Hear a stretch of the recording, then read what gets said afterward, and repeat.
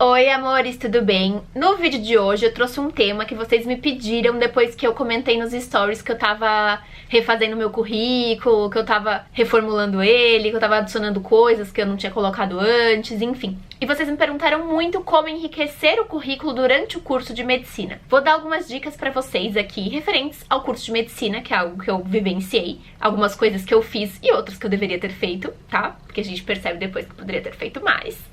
Tem várias coisas que vocês conseguem aplicar no seu currículo em diversas profissões. Então, vamos lá. Para começar, se inscrevam no canal, me seguem no Instagram e vamos lá. O primeiro item é monitoria. Tá, Cami, o que é monitoria? É algo que você deve inserir no seu currículo, se você fez, óbvio, e que vale a pena ser feito. É quando um aluno, por exemplo, domina um tema, então alguma coisa em geral que ele goste, que ele entenda bastante, e ele se candidata a ensinar, a ajudar os calouros. Então, o que é isso? Às vezes tem prova, depende da instituição, tem prova voltada só para monitoria e, de repente, o professor pode também selecionar os melhores alunos, convidar, enfim, isso varia de instituição para instituição. Essas monitorias podem ser teóricas ou práticas, isso também vai depender muito do ciclo que tá, se tá no ciclo básico, se não tá.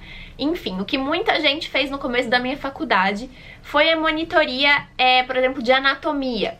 Então, ela poderia ter a parte da aula teórica e a prática, que quando você fica nos laboratórios, com as peças, e no começo é bem difícil a identificação de todas as partes anatômicas, então era uma coisa que ajudava bastante os calouros. Em algumas universidades, inclusive acho que as federais, algumas delas, o aluno recebe até bolsa por essa monitoria, 300, 400, 500, 600 reais. Não sei ao certo informar pra vocês. Mas lá na AMB não recebia bolsa, mas você recebia o certificado de horas complementares e era algo que você poderia colocar no currículo. Outra coisa que pode ajudar a enriquecer seu currículo e que vale a pena é participação de ligas acadêmicas.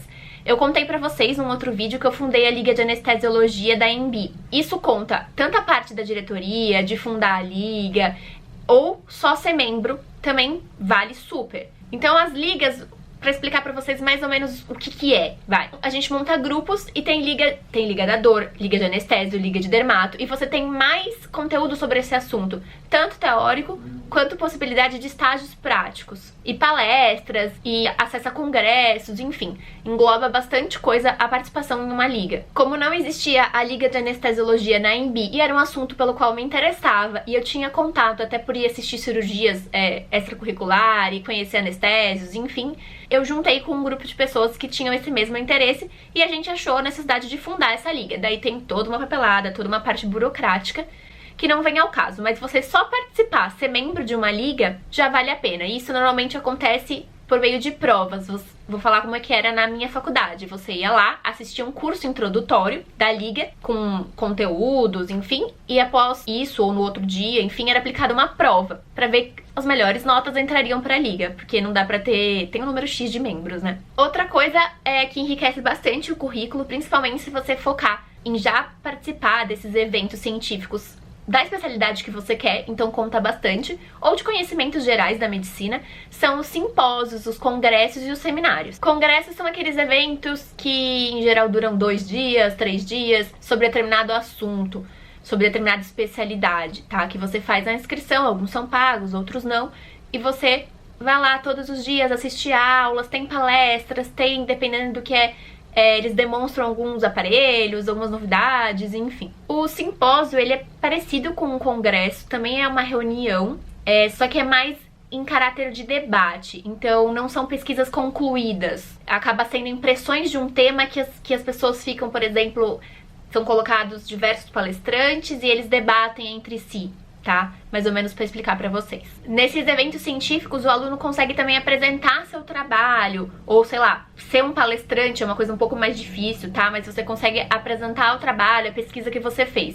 Então acaba abrindo muitas portas, é uma possibilidade bem bacana. E aí entra a parte da iniciação científica, que é algo que eu gostaria de ter feito, assim, muito, e foi uma coisa que eu deixei passar. Acaba sendo uma oportunidade mais comum em universidades federais, porque eles investem muito mais em pesquisa, tá? Mas não quer dizer que também não tenha nas faculdades privadas. Então você escolhe um tema que gera curiosidade, que tem motivo para ter um estudo por trás dele. Você faz essa pesquisa e cadastra na plataforma Brasil. Óbvio, tem que ser aprovada pelo comitê de ética, tem todo uma parte por trás disso. Aí quando você termina essa iniciação científica, essa pesquisa, você mostra os resultados. Você pode fazer isso através de publicação em revista científica, em congresso, enfim, aí tem bastante variedade. Inclusive, você pode fazer publicação de artigos e revistas.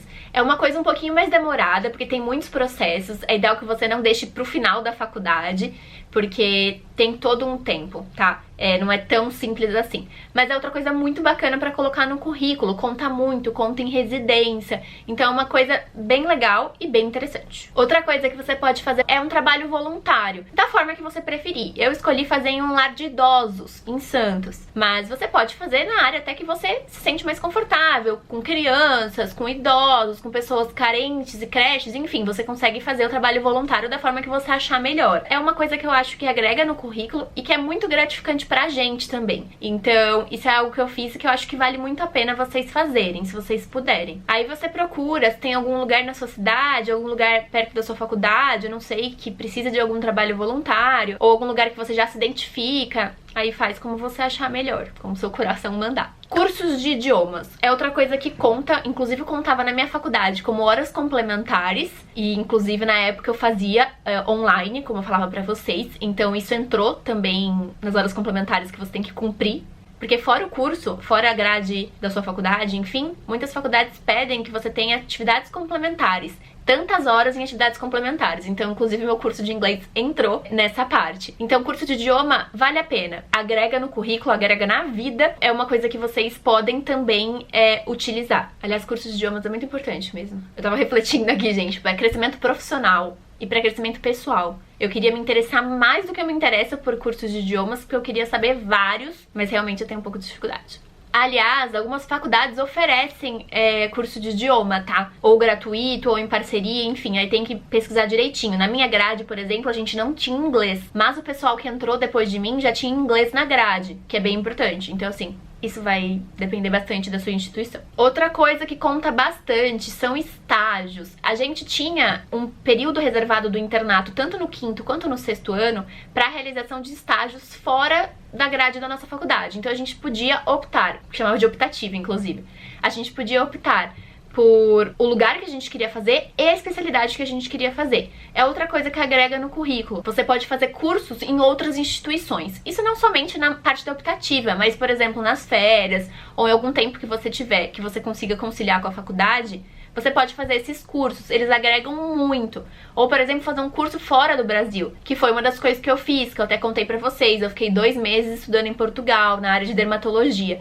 Então, assim, são coisas que agregam bastante valor no currículo e na vida, óbvio. Fora as experiências profissionais, tem todas as experiências que você vive pra crescimento pessoal. Eu sempre falo que essa viagem que eu fiz, esses 2 meses que eu fiquei em Portugal pra estudar, fora a parte óbvia que todo mundo imagina, de crescimento profissional, de estudo, de conhecimento, tem a parte pessoal que eu vivi e que me agregou muito. Então é muito bacana você, se você tiver a oportunidade, procurar cursos pra você fazer em outras instituições e até fora do Brasil pra você vivenciar uma realidade diferente.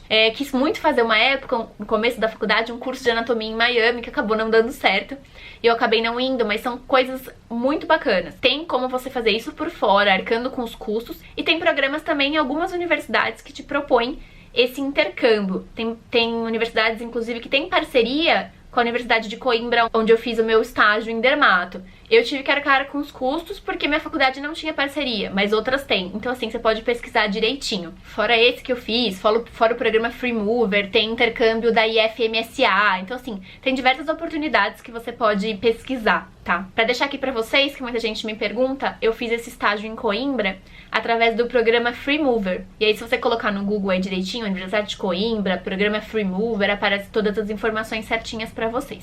Outra coisa muito importante para agregar no currículo: cursos de especialização técnica. Esses cursos são muito bacanas. Eu vou explicar pra vocês o que é. Então, assim, tem o ACLS, que eu cheguei a comentar com vocês sobre isso, que é o suporte avançado de vida cardiovascular. Então, esse curso eu fiz no final, quando eu terminei a faculdade. Já tinha até terminado todos os estágios, todas as aulas, enfim, e eu fiz. E esses cursos eu recomendo que você faça no final realmente, porque ele tem um prazo de validade e depois você tem que atualizar. você tem que refazer o curso. Alguns lugares, alguns hospitais, alguns lugares que você vai trabalhar, eles pedem que você tenha esse curso válido. Por isso que eu recomendo vocês fazerem esse curso no último ano da faculdade mesmo, não fazer antes, tá?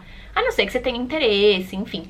Mas por conta do certificado, vale mais vocês fazerem no final da sua formação. Porque não é um curso barato, tá? Então, se você não puder ficar fazendo toda hora, eu recomendo que faça no fim. Fora isso, tem o ATLS, que é o Suporte Avançado de Vida no Trauma. Tem o PHTLS, que é na parte do pré-hospitalar. O PAUS, que é focado na pediatria, o suporte de vida na pediatria. E o NAUS, da neonatologia. Então, assim, tem diversos cursos. Em geral, quem não quer pediatria, enfim, o ACLS e o ATLS eu vejo como os mais importantes, se você não puder fazer todos, tá? E fazer no último ano. São cursos que você ganha a certificação internacional, então é muito bom, agrega currículo, agrega horas, agrega tudo pra vocês. E realmente, eu acho que se você for se formar e dar plantão em um pronto-socorro, são essenciais. Aí depende, se você quer trabalhar, por exemplo, no SAMU, aí você precisa ter também o curso do atendimento pré-hospitalar. Aí varia bastante, mas assim, falando no geral, o ACLS é um curso que não pode faltar. Que inclusive eu sempre digo pra vocês, óbvio que o ACLS é o suporte avançado, mas o suporte básico todo mundo deveria ter nas escolas, eu sigo falando isso. Sei que não vai mudar nada eu falar isso, mas eu acho que é muito importante. Devia ter como grade na escola mesmo, no ensino médio. Outra coisa que, por exemplo, eu não tinha colocado no meu currículo inicialmente e que minhas amigas colocaram e a gente conversando viu o quanto era importante, é que na minha faculdade a gente tinha um modelo de exame estruturado nas habilidades clínicas. Tá, Cami, o que é isso? Que a gente chamava de OSCE, OSCE, tá? Então isso estimula a que o estudante tenha uma metodologia ativa também. Tá, Cami, você falou, eu não entendi nada. O que é OSCE? Vou explicar pra vocês. Eram umas provas que a gente morria de medo, mas que no final a gente aprendia bastante. Eles montavam estações lá na faculdade com diversos casos clínicos, vamos dizer assim, e era uma prova prática. Então, isso era avaliado em forma de checklist, sabe? Você tinha que cumprir. Você tinha um tempo determinado para ler as instruções que eram deixadas na porta, que podia ser um caso clínico, as perguntas já estavam lá, enfim. Você tinha que entrar e executar as habilidades e respondendo, claro, sempre o que foi solicitado. Isso acaba desenvolvendo um raciocínio muito bacana, que às vezes é difícil a gente, principalmente no começo da faculdade, associar todo a teoria e usar ela na prática, sabe? Às vezes você sabe muita teoria, mas tem um pouco de dificuldade de colocar isso em prática. Então eu acho que essas provas ajudavam bastante e elas contam no currículo também. Enfim, gente, já falei muito. Essas são algumas dicas minhas, tá, pessoais, que eu acho que vale a pena pra enriquecer o currículo de vocês. E vocês podem aplicar até em outras profissões, não só na medicina, tem muita coisa aí que dá pra aplicar. Eu espero que vocês tenham gostado, eu espero que vocês façam muito bom proveito das oportunidades que aparecem pra vocês durante o curso. Às vezes a gente deixa passar algumas coisas, eu gostaria de ter feito muito mais do que eu fiz, mas fica aí a dica pra vocês. Espero que vocês tenham gostado do vídeo, até o próximo e um beijo!